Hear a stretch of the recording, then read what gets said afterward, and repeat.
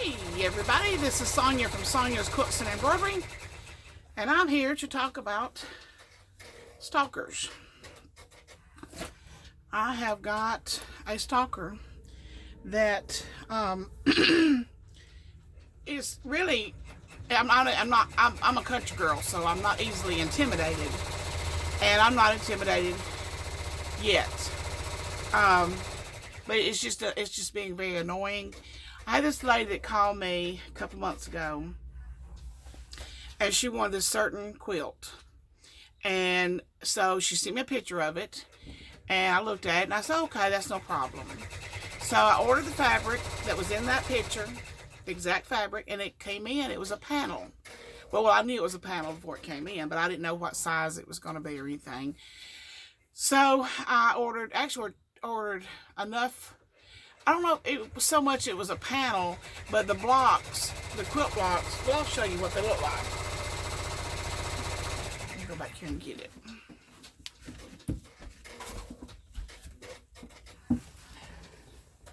This is what it looks like, and that may be up the wrong side, but anyway, it's 4 squares wide, and I ordered enough to make it 5 squares long.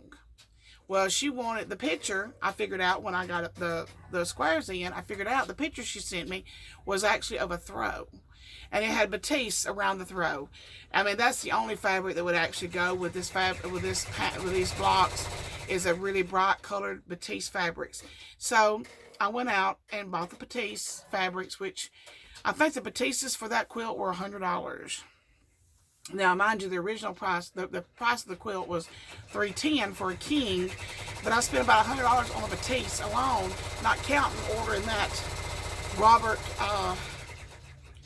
let's see, what's that, the name brand, the designer, Robert Kaufman. I think that's Robert Kaufman fabric. If it's not, it's another designer, and it was expensive. I had to order it. And so I made her quilt, and she's like, after I saw the size of the blocks, I even added, I put some batiste around, and then I dropped down and put another row of hummingbirds just to give the quilt more substance, because, like I said, the picture she sent me was of a throw. And that's one of the reasons I don't like people send me Pinterest pictures, is because Pinterest can be very deceiving. There'll be somebody on there that'll post a picture of this beautiful, elaborate t-shirt quilt that somebody spent 3 years making, and they don't tell you, hey, it took me 3 years to make this. And then somebody will send me a picture, I want one like that. Well, you know, it's going to cost you, and they want it for the same price that I make all the other memory quilts, which is, I've gotten down to a science. I've gotten the way I do things, I've got it down to a science, and I can do it basically with my eyes shut. But anyway, I ordered her fabric, made her quilt, and so I got it done. She had paid a $150 deposit.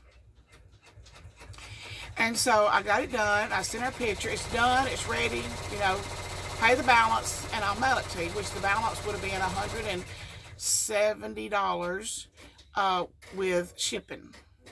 So she said, come back. She said, that don't look like the quilt that I sent you a picture of. I'm like, no, it's not, because you wanted a throw, which would have been about 50 by 50 or 50 by 60, and this is a king. It's 9 feet by 9 feet. So yes, it looks a little different. And then she come back and she said, well, I wanted some orange in it. I'm like, you didn't say you wanted orange in it. She said, yes, I did. Well, the way I do my orders, when you call me and order something from me, I have a notebook, and the whole time you're talking about what you want, I'm writing it down. So if you say that I really want some orange, and orange is a very important color to me, I would have written that down. And I didn't write that down because she didn't say it. So I said, okay. She said, I want my money back. I said, I tell you what, all this fabric was bought for you. All this stuff was ordered for you. It was made for you. When I sell the quilt, I will reimburse you the deposit. Which I didn't have to reimburse the deposit anyway, but I don't want to keep money that does not belong to me. And I don't feel like it belongs to me if she backed out. So I may have to do like some places do a restock fee where you won't get all of your deposit back. But I think she either run out of money, or I don't know, or either she just decided to make a sport out of it. I don't know what she decided to do. But she, I told her, I said, when the quilt sells, I'll refund you the money. But I'm not going to refund you the money because you backed out, and until it sells, because I've got a lot of money tied up in this quilt. It cost me right at $300 to make it, which I didn't make any money at all on it. So she's like, okay. Well, about a week later, she sent me a message on Facebook. Has that quilt sold yet? I said, no, it hasn't sold yet. It'll take the right person to come along that will want it. Well, a few days later, when am I going to get my money back? And I said, I told you whenever it sells, I'll send you the money. Well, went on like that. Finally, I said, look, send me your address, and as soon as it sells, I'll send you the money. I said, because I'm about to block you. I'm tired of you harassing me. So I didn't hear from her for about an hour, and I told her, she had been texting me back and forth pretty fast. So I said, you've got 20 minutes to send me your address before I block you. Well, 20 minutes passed, 30 minutes passed, and I blocked her. And about an hour later, I get a text message from phone number to phone number saying, this is my address, and do the right thing and be honest, and which I am honest to a fault. I mean, I would not dare rip somebody off. I mean, people call me that I don't know and give me their credit card numbers over the phone, and they can tell you I put on that credit card exactly what I tell you that I'm going to. I have worked hard to build an honest relationship with my customers. And so she sent me a message and give me a text message from phone number to phone number and give me her address. And then she kept harassing me. And I took a picture of I wrote down the address in my book. I took a picture of that address in my book. I said, now you don't have to bother me anymore. I've got your address. When the quilt sells, I will send you your money. So I blocked her phone number. She just kept harassing me. So I blocked her phone number.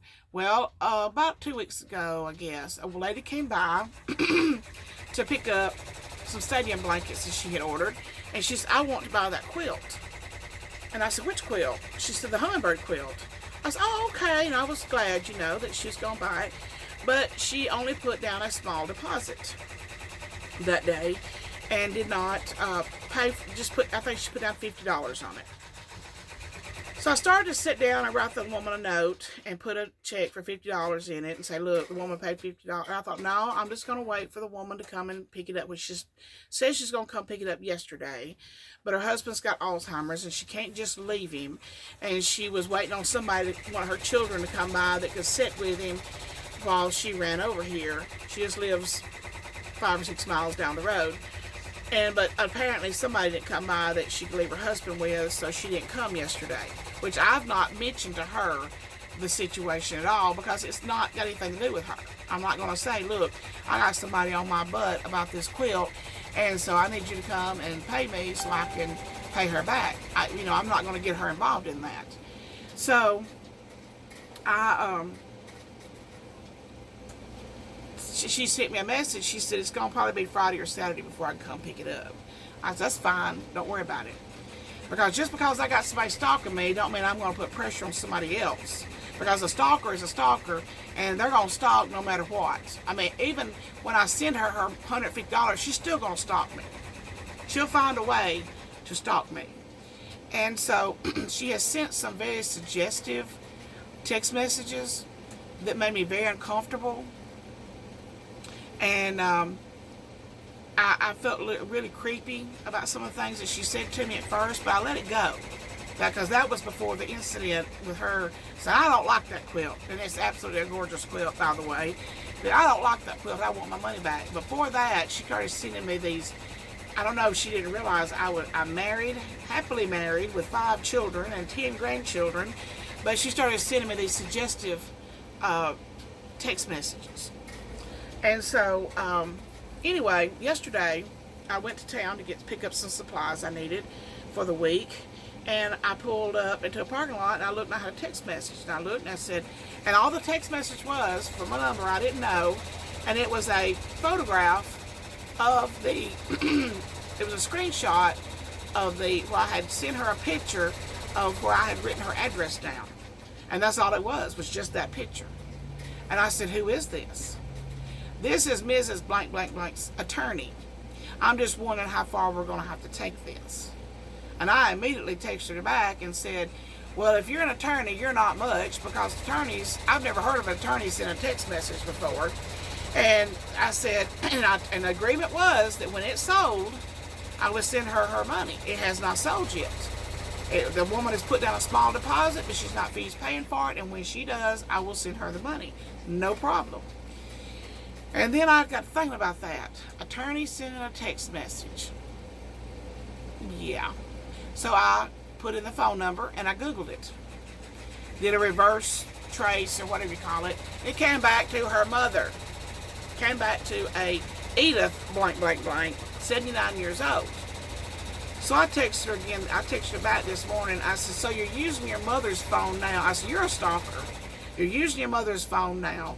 And I said, why do you want to drag your mother into your mess? And I said, stop. Just stop. Well, she come back, called me everything she could think of, and told me that I was a crook, and I'm all on this and I'm that. If I'm a crook, I'll be out of business. I'm not out of business. I'm covered up in business. So she says, you leave my mother out of this. I'm like, I didn't bring your mama into this. But anyway, I said, you are a stalker. And now I'm scared for my life, which I'm not, but I wanted that in the text message, so if I ever have to show it to somebody, I can show them, and which I'm a country girl, not easily intimidated at all. But the next thing she'll probably do is start sending me letters in the mail. Because stalkers have no boundaries. They don't care about the results of what they're doing. They just care about getting to the person. So, I'm expecting a letter in the mail just any day with her, because she's borrowing people's phones now to try to intimidate me. And I'm not going to be intimidated.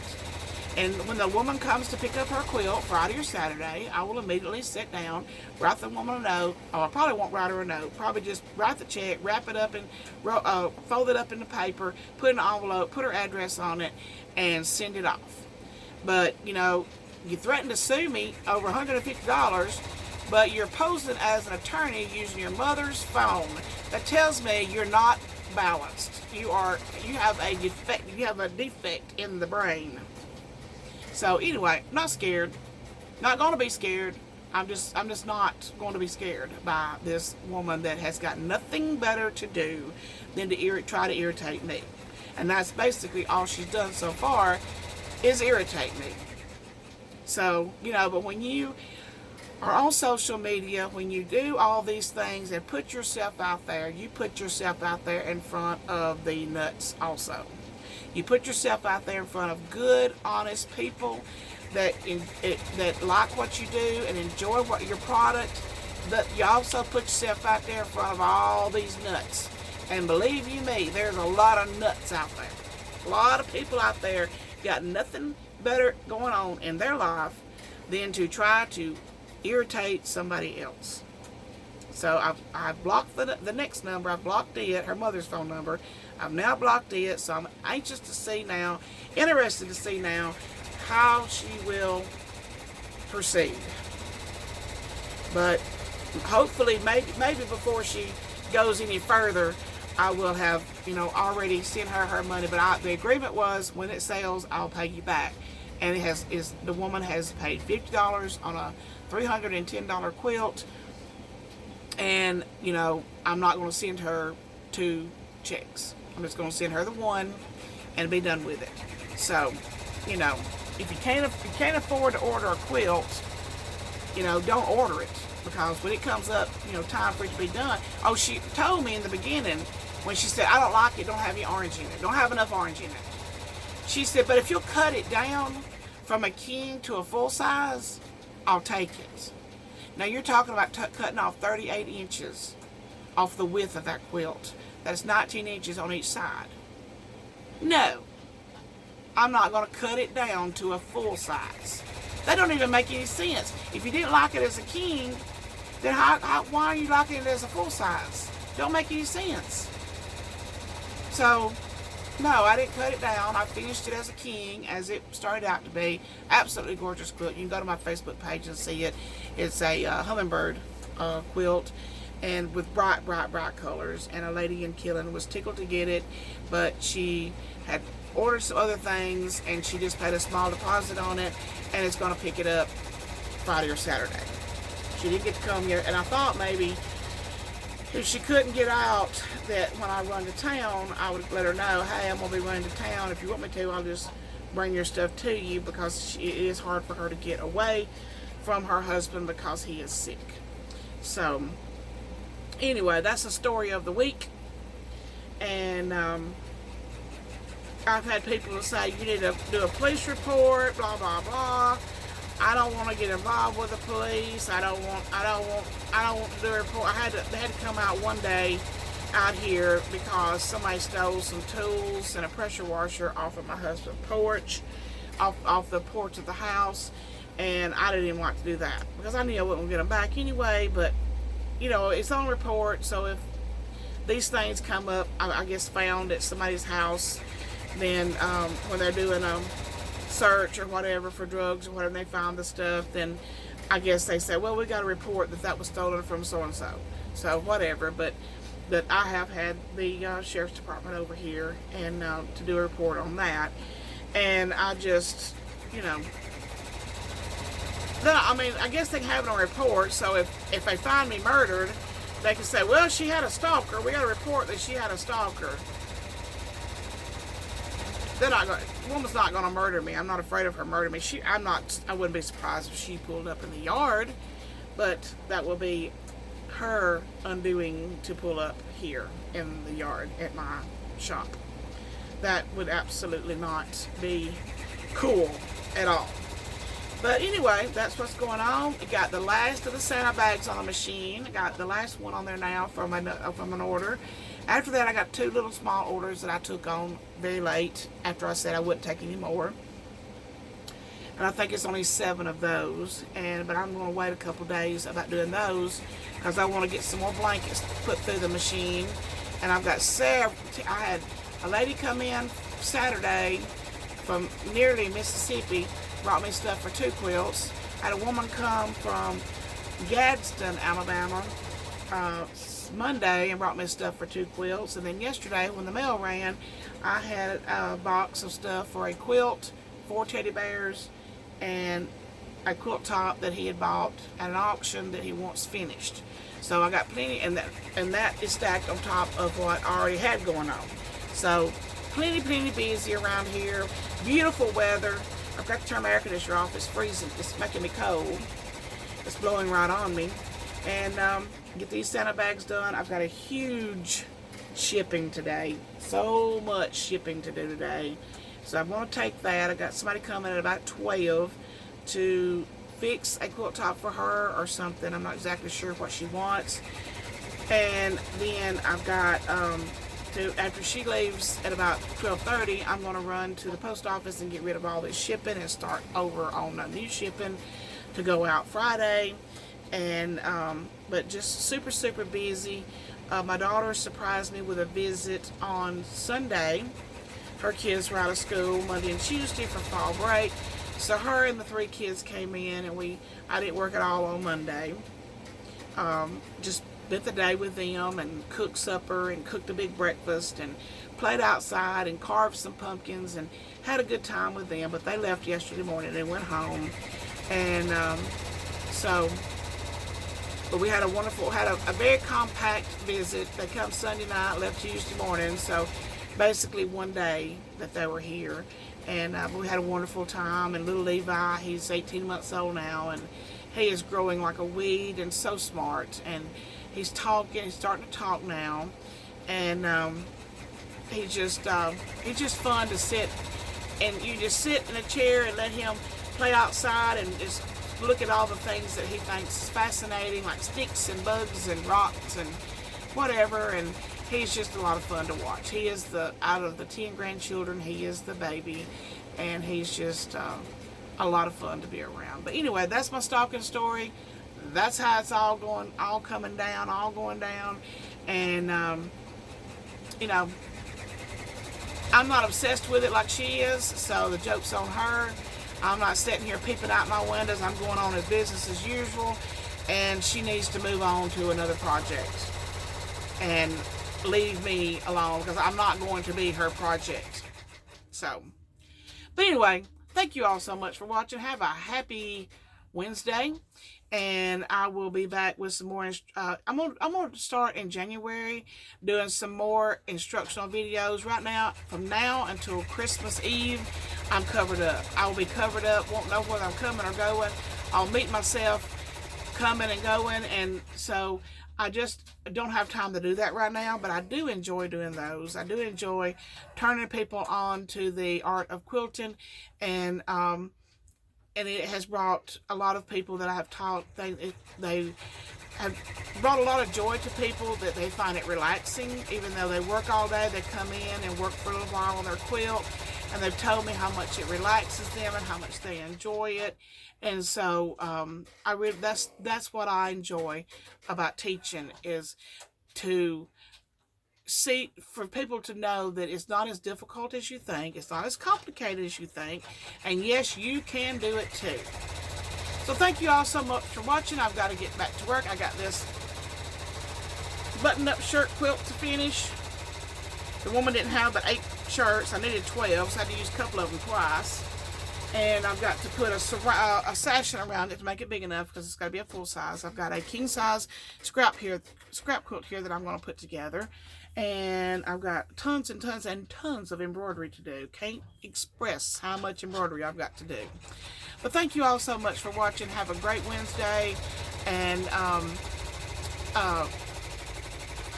make a quilt.